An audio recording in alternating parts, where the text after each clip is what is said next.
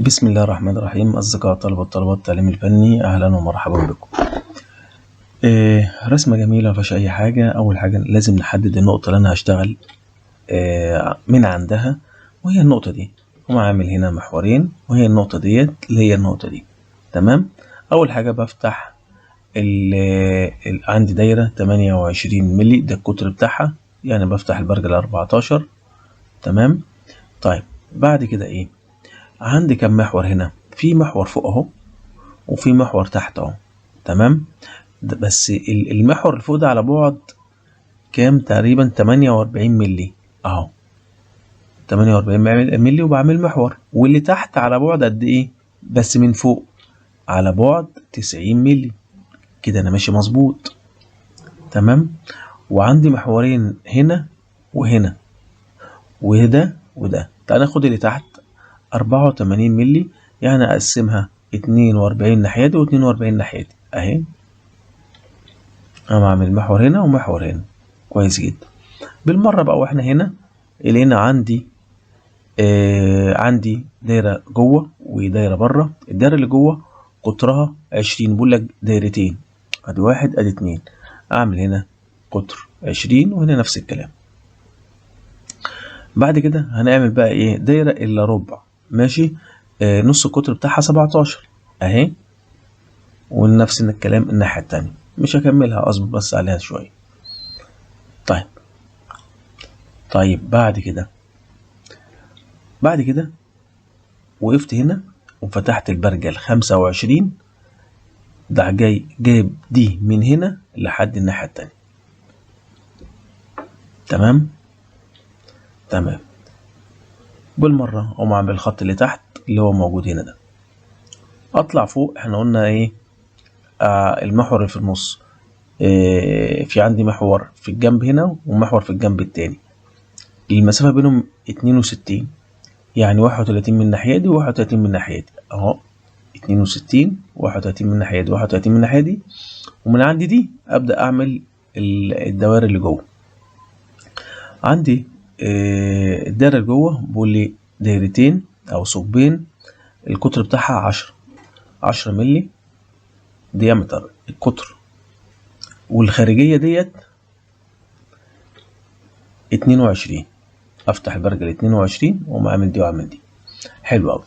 نيجي بقى لموضوع الأقواس الخارجية والداخلية. طيب تعالى نبتدي. عايز اعمل القوس يمس الدايرتين دول من الخارج.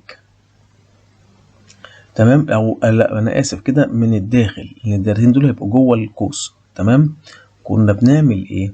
اول حاجه بشوف الار بتاعتي قد ايه. الار بتاعتي 48، وبشيل منها نص القطر بتاع الدايره الكبيره دي. تمام.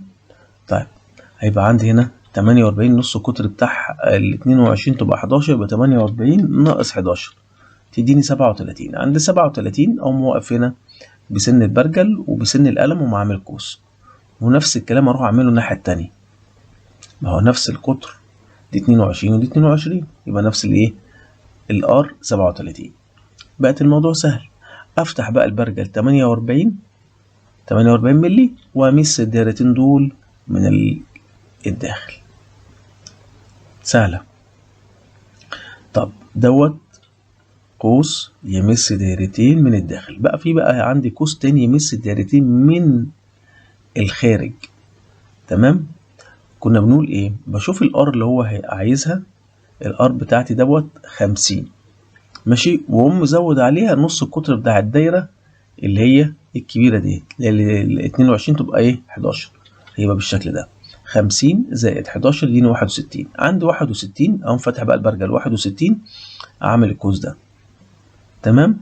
ونفس الكلام اقف هنا وبرضو بنفس فتحة البرجل 61 واعمل قوس الناحية التانية. اتقابلوا في نقطة اقف عندها وافتح البرجل بقى الار اللي هو عايزها 50. تمام. وهم اعمل مماس يمس الدايرتين من الداخل. سهلة خالص. طب تعالى بقى نعمل نص الدايرة دي. نص الدايرة دي 42. عندي 42 عملت نص دايرة، صح؟ جميلة.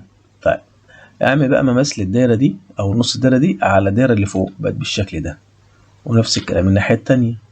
فاضل لي ايه بقى؟ حاجة حلوة، الكيرف اللي هيتعمل هنا. تعالى نتدرب عليها. بص بقى، اول حاجة اشوف الار بتاعته ايه. الار بتاعته 12، يبقى كده عندي اول حاجة معلومة ان الار 12. بعمل ايه؟ بعمل خط بيبعد عن الخط ده بمسافة 12. طيب انا عايز بقى اجيب 12 يبعد عن الكيرف دوت او الدايرة دي على بعد 12. اعمل ايه؟ اشوف الدايرة دي كلها كام. تمام، الدايرة دي احنا قلنا الار بتاعتها 17. اقول 17 وازود عليها 12، اقوم جايب اعمل قوس اهي 17 وازود عليها 12 بقت 29. اقوم فاتح البرجل 29 واقوم عامل قوس. ما معناه ايه؟ ما معناه ان المسافة من الدايرة دي لحد النقطة دي هي 12. جبتها ازاي؟ جبتها زي ما دي كانت كلها 17 زودت عليها 12 فتحت البرجل 29، ده عامل لي النقطة دي هنا. قطعت ده مع ده هي النقطة دي بقى اقوم فاتح البرجل عندها 12 واعمل القوس. ونفس الكلام اللي هعمله هنا هعمله الناحية التانية. تمام. تمام. طبعا اقوم اعمل خط هنا 12، وبدل ما اجيب بقى واعمل وافتح القوس، ممكن اقوم واقف هنا وفاتح القوس 29 وجبت النقطة ديت واقوم اعمل ايه؟ الكيرف ده. سهلة وجميلة، وبرضه ده فيه تدريب كبير جدا على موضوع رسم القوس من الداخل ومن الخارج. والنقطة بتاعت الكيرف دي إنها هتقابلنا في رسومات كتير، لازم نتدرب عليها ونعمل الكيرف ده كويس جدا. وازاي اجيب النقطة اللي افتح عندها 12، لأن كله بيشوف الار 12 ديت وبيقف في أي حتة كده عشان يعمل دي بدي، ما يجيبهاش بقى ايه بالطريقة اللي احنا عملناها، لا بيقف في أي نقطة بحيث هو يلمس الخط ده وخلاص من غير حسابات. طبعا ده غلط، مش هتطلع بنفس الدقة اللي احنا عاملينها دي. اتمنى لكم التوفيق والناس تعملها بنفس الطريقة اللي احنا راسمين بيها. تمام. وتكتب الارقام ديت، يعني تكتب دي تقول انت عملتها ازاي. سلام. خلصنا الفيديو بتاع النهاردة. بشكركم من قلبي على وقتكم ومتابعتكم، وأتمنى أكون وفقت في توصيل المعلومة. مستني رأيكم في الكومنتات سواء بالنقد أو الاستفسار عن أي شيء، ووعد مني القادم هيكون أحسن وأقوى في مجال التبريد والتكييف.